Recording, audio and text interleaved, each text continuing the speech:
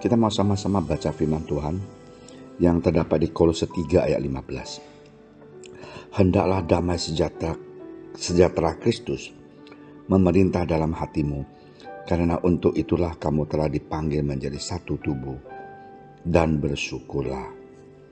Nah, ini ayat yang luar biasa yang sungguh menguatkan kita. Mari kita sama-sama berdoa. Terima kasih Tuhan Yesus atas hari yang indah ini. Berkatilah kami Tuhan, biarlah Roh Kudus bekerja, kami bisa ngerti firman Engkau dan cinta Engkau. Terima kasih ya Bapa.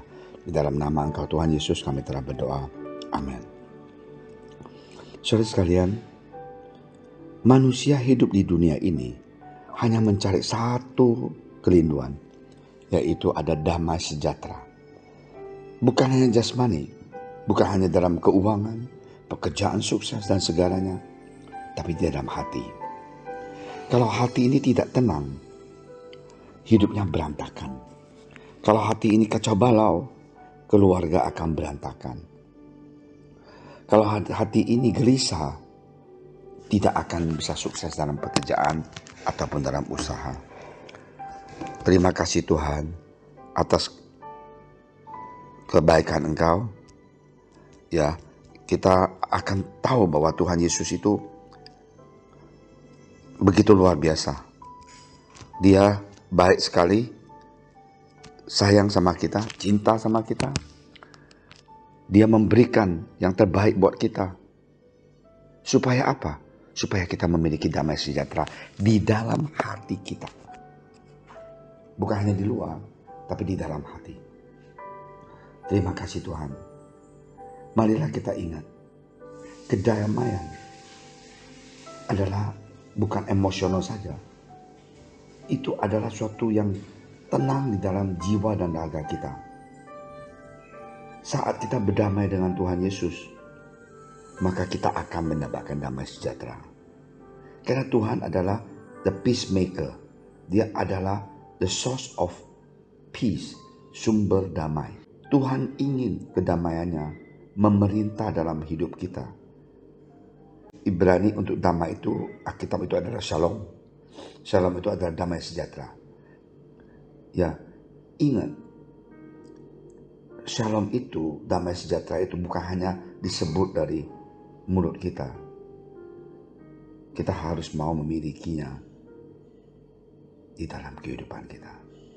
Di Alkitab ada 790 kali ayat ya tentang damai sejahtera Allah di dalam kitab suci.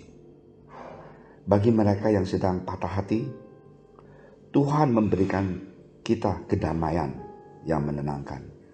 Bagi mereka yang hatinya sedang galau, Dia memberi kita kedamaian yang membimbing.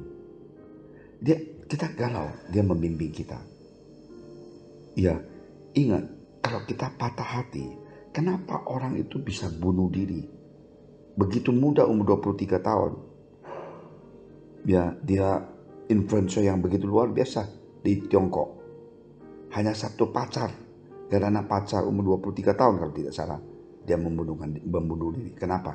Hatinya gelisah, hatinya tidak tenang, pikirannya kacau balau, hatinya sedih, merasakan bahwa dunia ini tidak ada perempuan itu, dia tidak akan ada masa depannya.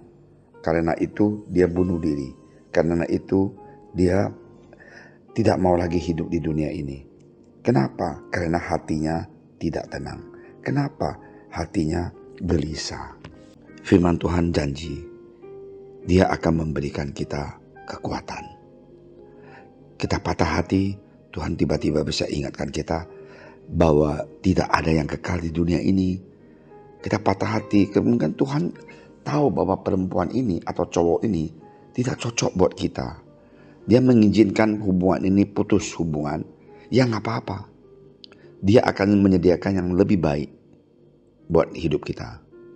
Bagi mereka yang memiliki hati yang malu, Dia memberi kita kedamaian. Ada orang yang malu, Tuhan memberikan apa? Keberanian supaya kita bisa hadapin segalanya. Kita malu, tapi kita jadi lebih pede. Pelan-pelan Tuhan memberikan kita kesempatan, memberikan kita semangat. Kita ingat ayat, jikalau Tuhan beserta kita, siapa bisa melawan kita? Nah, ayat seperti inilah membangkitkan semangat kita, keberanian kita untuk menghadapi ke depan. Ketika ada orang yang memiliki hati yang khawatir, Tuhan memberikan sesuatu, ya, keyakinan. Oke, saya khawatir A, B, C, D. Ya, khawatir anak saya inian. Dalam nama Tuhan Yesus, anak saya pasti akan lulus, pasti akan dapat pekerjaan yang baik. Dia memberikan ketenangan di dalam setiap masalah. Inilah Tuhan kita. Inilah ayat yang mengatakan hendaklah damai sejahtera Kristus memerintah dalam hatimu. Karena untuk itulah kamu telah dipanggil menjadi satu tubuh, dan bersyukurlah. Mari kita berdoa. Terima kasih Tuhan Yesus atas firman Engkau yang begitu luar biasa. Firman yang hidup dan menguatkan jiwa dan raga kami. Dalam nama Engkau Tuhan Yesus kami berdoa.